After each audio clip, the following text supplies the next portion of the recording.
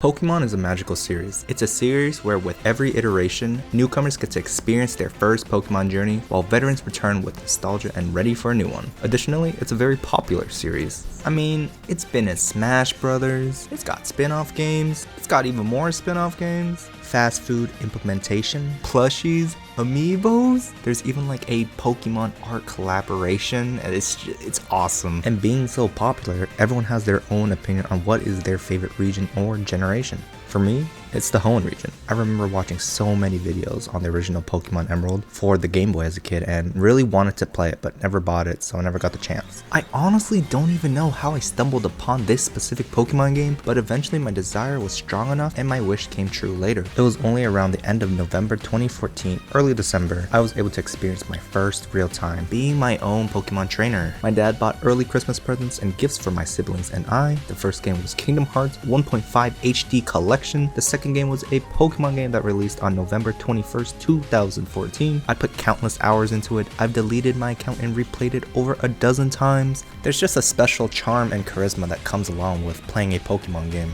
It's Pokemon Alpha Sapphire for the 3DS.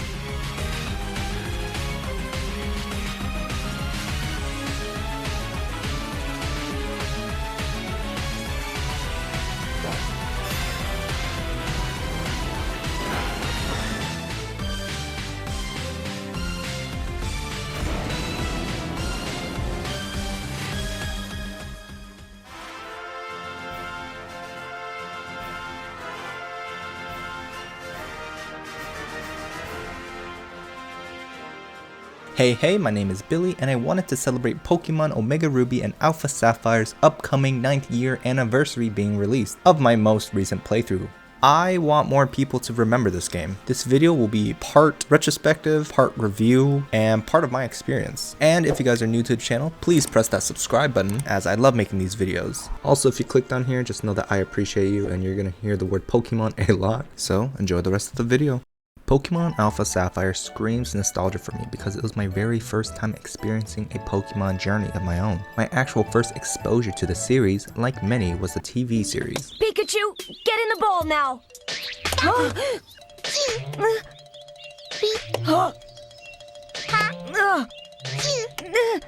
But not too long after, I got my hand on Pokemon Stadium for the Nintendo 64. It wasn't really a journey though, and more or less a collection of Pokemon you can choose in battle, and at the time, new 3D arena to see new models. A Pokemon journey to me is a bit different compared to everyone else. The slogan of the franchise is basically to catch them all, but the way I play Pokemon, most of the times I already plot out which Pokemon that I want. Most of the time I would have already planned out at least 2 to 3 members of the team before even playing the game. I know that there are some exceptions like mandatory HMs, but overall, I catch at most a total of less than a dozen Pokemon during my journey. All I want to do is grow closer to my team, and that is exactly how I played it this time as well. The game starts off with our protagonist, canonically named Brendan, but I named him Bibbly. Brendan, Bibbly, Billy, close enough. We move to one of the many towns of Hoenn, Little Root Town. You meet your neighbor May, who's an upcoming trainer as well, and eventually meet Professor Birch, the guy who gives you your starter Pokemon. And he's getting attacked by these cuties. Oh, Professor, how you gonna let him do that to you? Now, picking your starter is always a tough choice, but to do this video justice and feel like 2014, I picked my favorite starter and Pokemon line,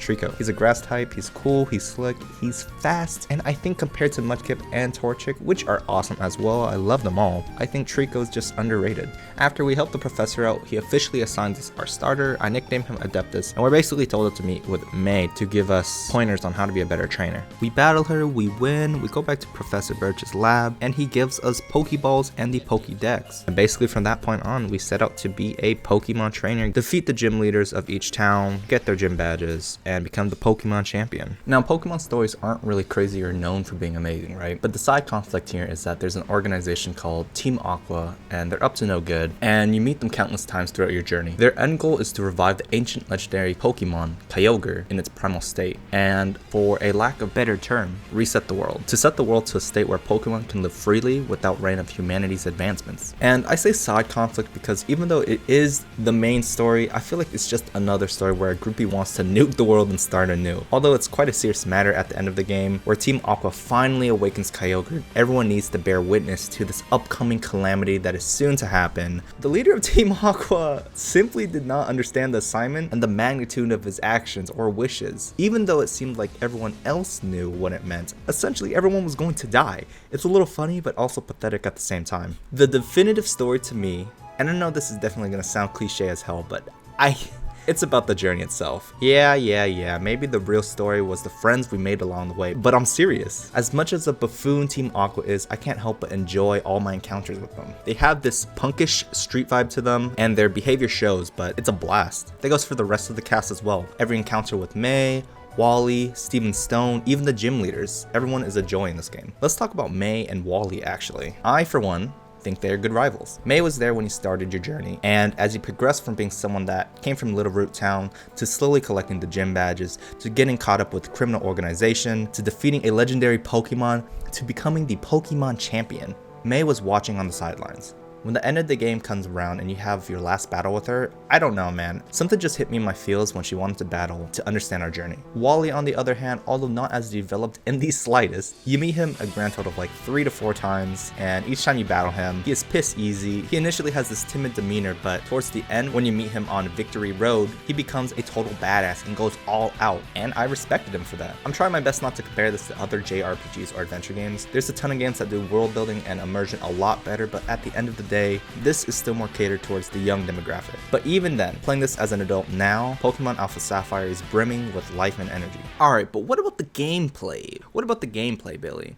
Well, it's Pokemon. It is a traditional turn-based where you try to use an attack type to match the elemental weakness of another Pokemon. It's still fun to this day, but I do think I am spoiled by other games in this category that just do it better. Playing the game in bed or on the go is still great, but we have series like Persona or Octopath Traveler that definitely change it up. And additionally, they're also on the Switch. They're also portable. Even in the most recent Pokemon game, I don't think they do enough to shake up the formula, thus leaving me to subscribe, I'll wake up. I can at least commend the game for trying to add something significant, originally taken from Pokemon X and Y, the Mega Evolutions. Cool concept in theory, looks awesome in gameplay, but it's just straight broken. I'm in no way, shape, or form a competitive Pokemon player, but playing with Mega Evolution Pokemon is just GG for free. For the most part, I didn't really use it, except to make some battles feel more cinematic or cool. But I don't know, it kind of feels like cheating, and it's still relatively boring to play with. What I thought wasn't boring though was my team. I started off with just the Trico, but soon enough I had other Pokemon on my team. Eventually I caught a Ralts.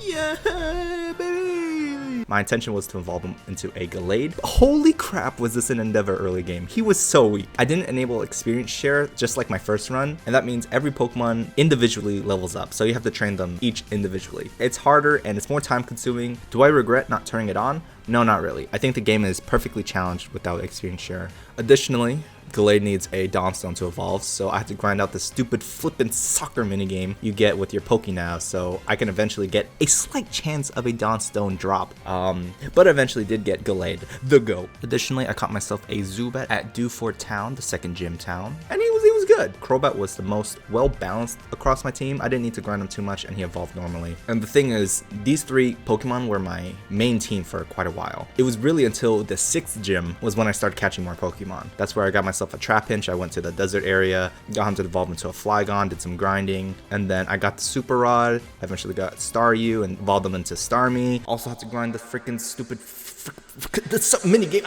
But Starmie was the MVP of the game too. Hoenn is a very water-filled region. You'll be surfing a lot along the waters, and I love doing it, unlike certain reviewers. Cough, cough. IGN 7.8 too much water. It ain't that bad, honestly. Hoenn is diverse and awesome to explore. So many different visuals and eye candy. Lastly, after I beat Kyogre, you go back to Professor Birch and he can upgrade your Pokédex to the National Dex, allowing you to capture more Pokemon from other regions due to the natural changes that happen from awakening Primal Kyogre. You know I had to catch myself an Eevee. I was wondering if I should have gone a Flareon, because I've never had one before, or a Glaceon, but my heart went with Jolteon. And the reasoning?